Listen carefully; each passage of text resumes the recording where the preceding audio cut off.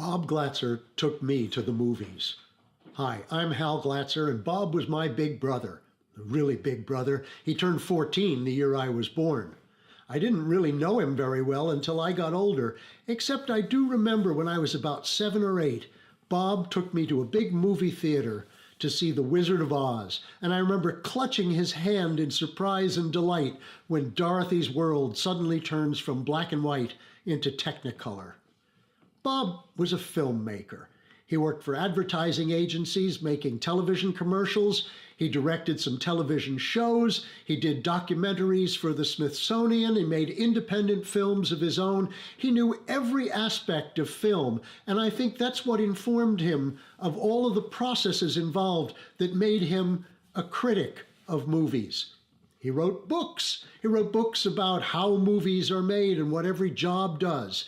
He wrote a book about all the films that he felt you should see before you died, and I know he saw all of them before he died. So when he launched the Spokane International Film Festival, I think it was part of his whole motivation to bring films he loved to you. Now, he once called me and said that he wanted me to answer a couple of questions about movies. Boy, I was flattered. Bob was going to ask me my opinion of movies. I started making a top 10 list and everything like that. Well, when he finally did call, you know what he asked me? He said, "What scenes in a movie make you cry?" Well, he quoted me in his book about the scenes that made me cry. And it's that level of emotional involvement that I think is Bob's greatest legacy. If he could pass that on to you folks, I think that would be his most important contribution. Enjoy the rest of the festival. I hope you have a good time. Thank you very much.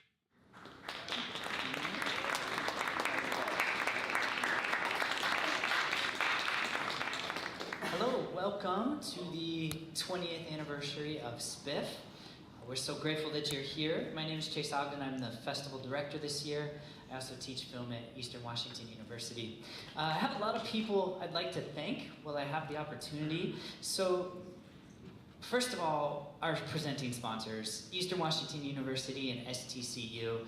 They have been tremendous, and this festival wouldn't be possible without them. So if we could give them a round of applause, that'd be awesome.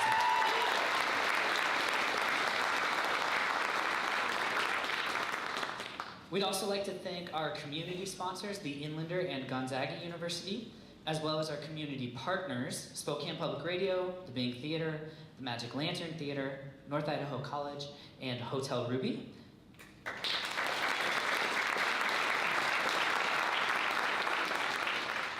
Spiff is a nonprofit, all-volunteer organization. Tons of people did a lot of work to make this whole week possible. And so to all of you that have helped me make this thing happen, I really want to sincerely thank you.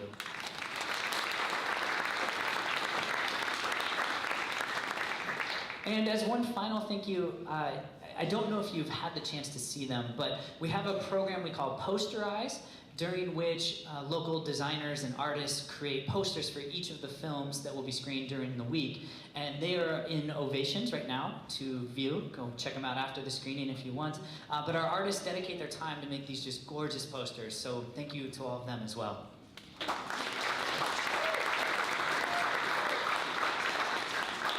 So tonight's screening of Benny and Joon, Spokane favorite since 1993. It is PG, so it should be pretty kid-friendly.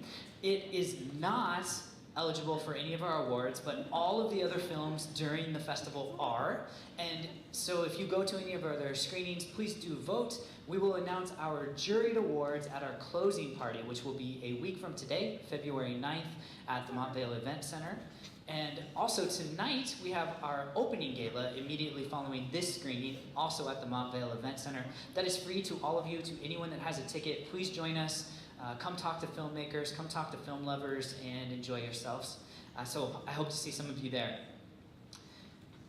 So that's it for me. I'd like to have some folks who knew Bob Glatzer better than myself, that know the festival longer than I have, and frankly, know movies maybe better than anyone else in Spokane, introduce this film. So I'd like to introduce the hosts of Movies 101.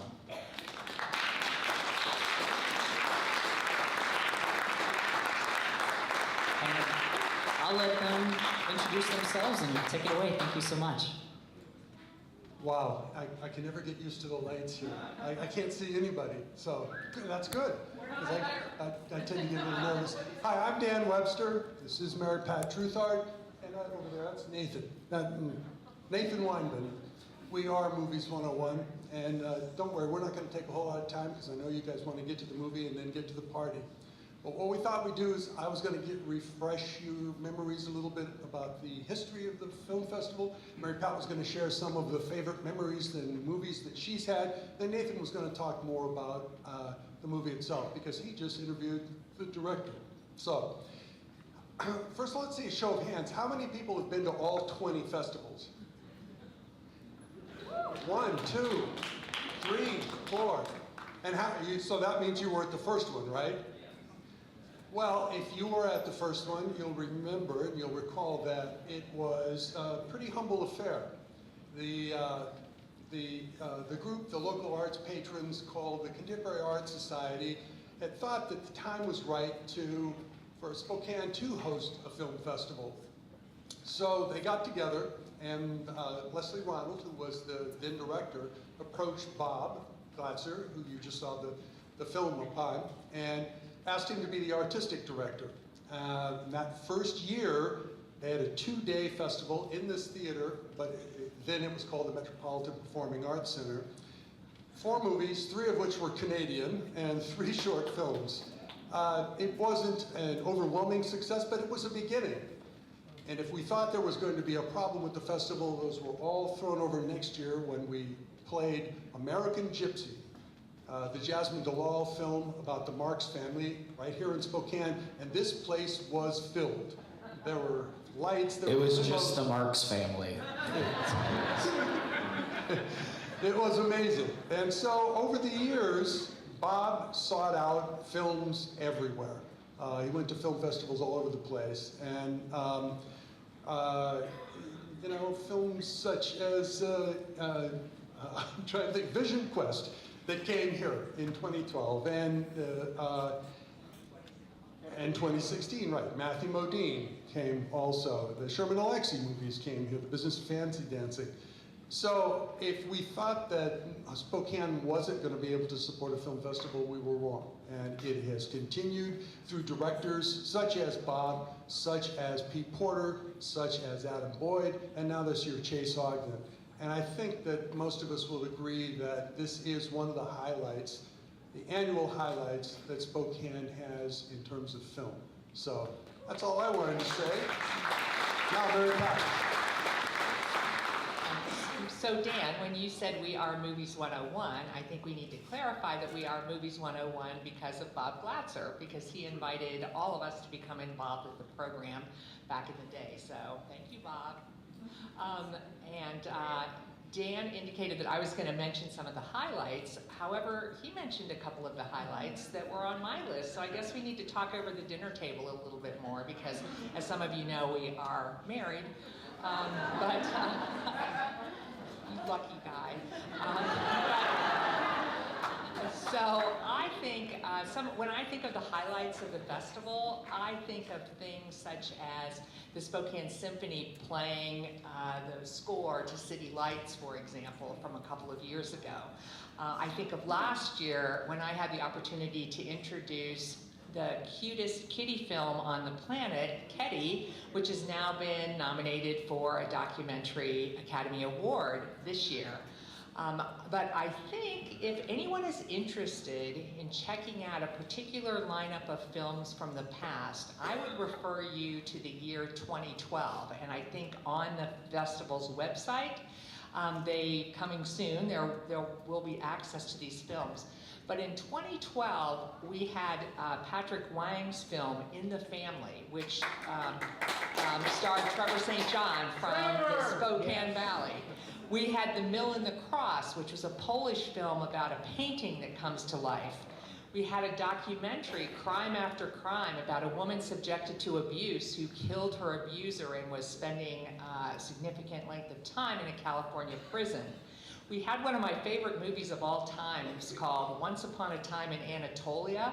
It's a Turkish film, a police procedural, and it's pretty much filmed in a small scale setting, but the characters who you meet are amazing.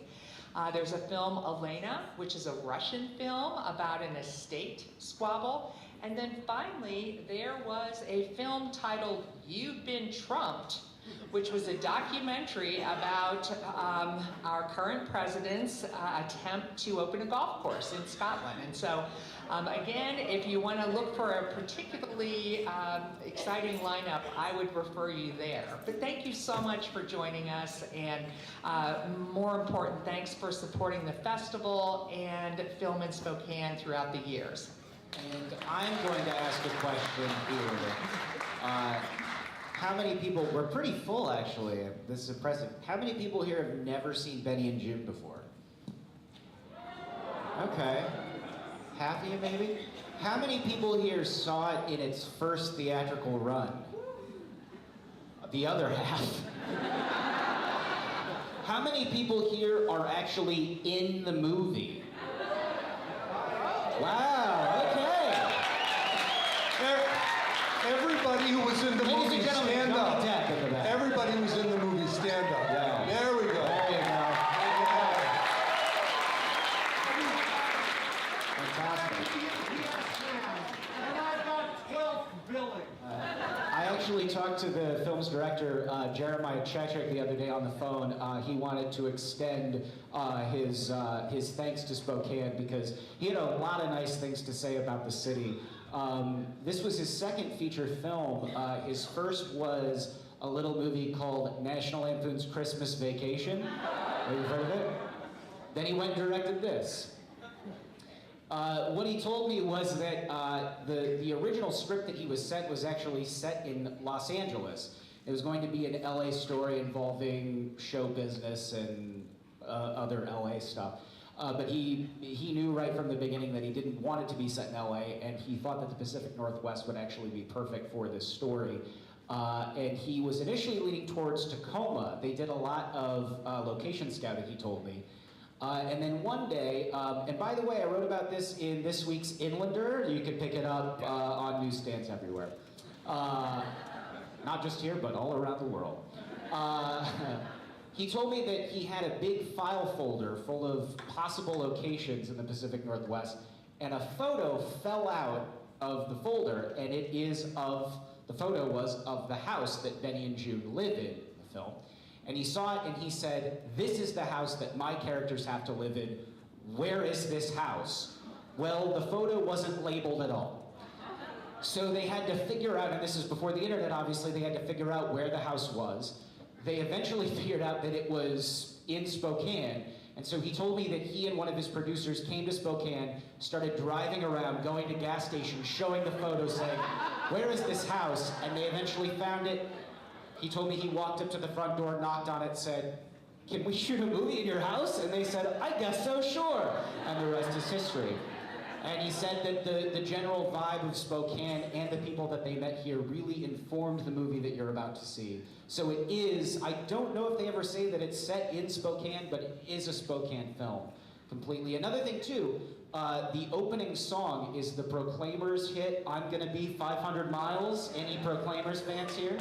Yep. So this movie came out in 1993. That song was actually recorded in 1988.